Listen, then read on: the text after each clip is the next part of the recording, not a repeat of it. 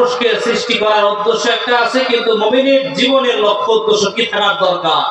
আমরা কথায় কথায় মুমিন দাবি করি, কথায় কথায় মুসলমান দাবি করি, ইমানদার দাবি করি, কিন্তু মুমিন দাবি করলে সেই মুমিনের জীবনের লক্ষ্য উদ্দেশ্য কি থাকার দরকার সেটা জানার দরকার আছে না নাই? অবশ্যই দরকার আছে। তাহলে শুনি আমরা মুমিন জীবনের লক্ষ্য উদ্দেশ্য কি। রব্বুল আলামিন মহাগ্রন্থ আল কোরআনুল কারীমের ভিতরে ঘোষণা করে দিয়েছেন, ওমা খালাকাতুল জিন্না ওয়াল ইনসা ইল্লা লিয়াবুদুন। মুমিনের এক নাম্বার জীবনের লক্ষ্য উদ্দেশ্য থাকার দরকার। মুমিন সর্ব অবস্থায় গোলামি করবে কার? কথা বলেন। মুমিন সর্ব অবস্থায় গোলামি করবে একমাত্র আল্লাহ। এটা হচ্ছে এক নাম্বার লক্ষ্য উদ্দেশ্য। মুমিনকে সৃষ্টি করা হয়েছে একমাত্র আল্লাহর ইবাদত করার জন্য। তাই মুমিন দাবি করতে হলে, ইমানদার দাবি করতে হলে অবশ্যই আল্লাহর গোলামি বাদ দিয়ে অন্য কোনো কিছু চিন্তাই করা যায় না। আল্লাহর গোলামি বাদ দিয়ে অন্য কিছু মাথায় আনার কোনো অপশনই নাই। তো মুমিনের জীবনের প্রথম নাম্বার উদ্দেশ্য হচ্ছে গোলামি হবে একমাত্র আল্লাহ। আর যখনই মুমিন আল্লাহকে আল্লাহ বলে গ্রহণ করে নিবে, যখনই মুমিন আল্লাহকে একমাত্র ইলাহ হিসাবে মেনে নিবে, যখনই মুমিন একমাত্র আল্লাহকে ইবাদতের যোগ্য মনে করে নিবে, সঙ্গে সঙ্গে মুমিন বলবে, ইন্নী ওয়াজ্জাহাতু ওয়াজহিয়া লিল্লাযী ফাতারাস সামাওয়াতি ওয়াল আরদা হানিফান ওয়া মা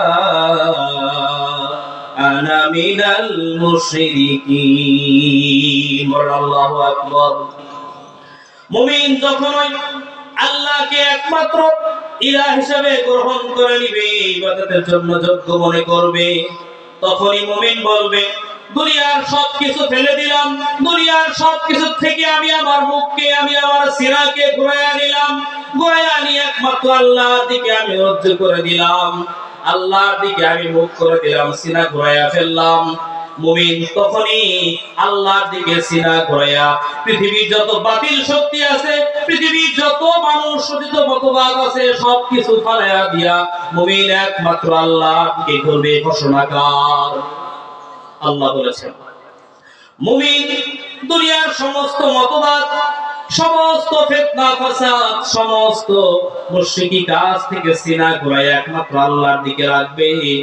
আর যখনই আল্লাহর দিকে রাখবে, ওই মুমিন কখনো আল্লাহর আইনের বাইরে যাইতে পারে না। ঠিক কিনা বলেন?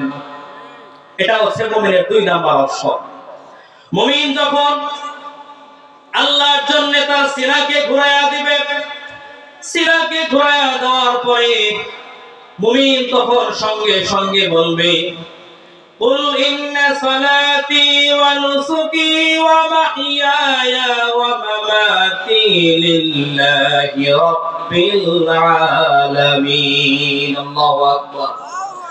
মুমিন সঙ্গে সঙ্গে বলবে, আমি যখনই সিনাকে ঘুরাইয়া দিয়েছি আল্লাহর দিকে, এখন থেকে শুরু করে মৃত্যুর আগ পর্যন্ত আমার নামাজ, আমার রোজা, আমার হজ, আমার যাকাত, আমার জীবনের সমস্ত বন্দেগী, আমার জীবনের সমস্ত বন্দেগী, সমস্ত ইবাদত একমাত্র আল্লাহর জন্য হবে, যিনি হচ্ছেন আলামিন, যিনি হচ্ছেন প্রত্যেকটা জগতের মালিক, তার জন্যই হবে মুমিনের সমস্ত আমল। মুমিনের জীবনের উদ্দেশ্য, মুমিন যা কিছু করবে সবকিছু হবে একমাত্র আল্লাহর জন্য।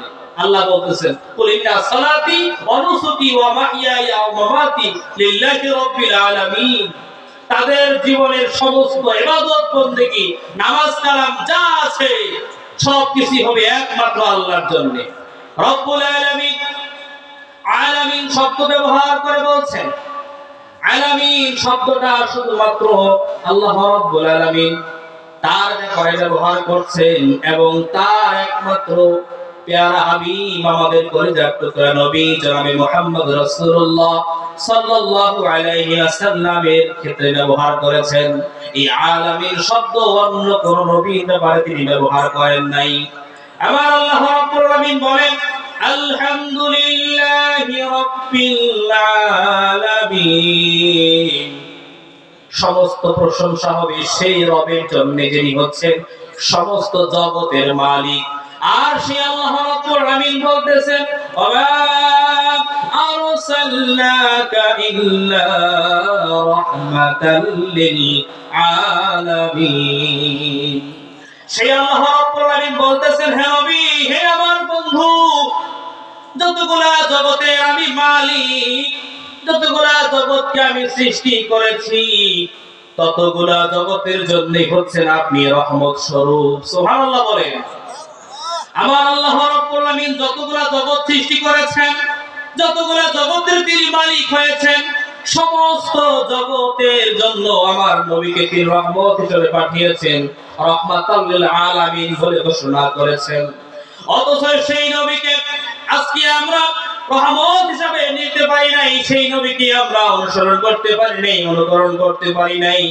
সেই নবীকে বাদ দেই আমি আপনি মুমিন দাবি করার ইচ্ছা করি এবং দাবি করে আল্লাহর নৈকট্য লাভ করতে চাই, নবীকে বাদ দিয়া বলেন দেখি আল্লাহর ভালোবাসা পাওয়া যাবে নাকি? পাওয়া যাবে? কখনোই সম্ভব নয়। আল্লাহকে ভালোবাসতে হলে আল্লাহ রাব্বুল আলামিন জানায়া দিয়েছেন যেহেতু মুমিন জীবনের সমস্ত আমল ইবাদত বندگی একমাত্র আল্লাহর জন্য, সে আল্লাহ তাআলা বলতেছেন যদি আমি আল্লাহকে ভালোবাসতে চাও তাহলে তোমরা যে কাজটা করবে সেটা শুনে রাখো।